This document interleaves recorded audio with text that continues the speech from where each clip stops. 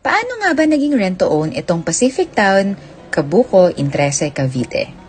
Ito lang po ang project namin sa Cavite na pwede ka nang lumipat kahit nasa down payment period ka pa lang.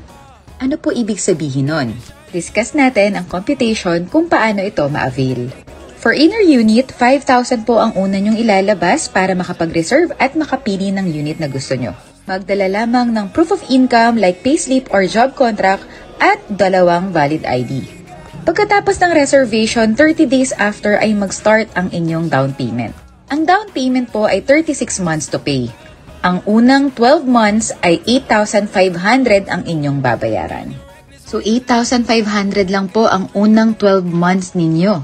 At gawa na rin po ang bahay nyo pagkatapos ng 12 months. Ika-13 month ng inyong down payment, mag-start po ang 3,875 pesos na monthly down payment. Yan po ay for 24 months. At habang binabayaran nyo yan, na-approve kayo sa Pag-ibig for 10,000 if 30 years.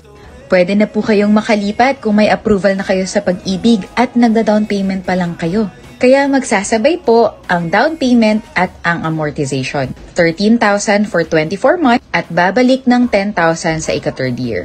Ang galing, di ba? So kahit nagda-down payment ka, pwedeng-pwede ka nang lumipat para ka na ring nagrerenta. So if you want to schedule tripping at kung paano makapag-reserve dito guys, message nyo ako para matulungan ko kayo.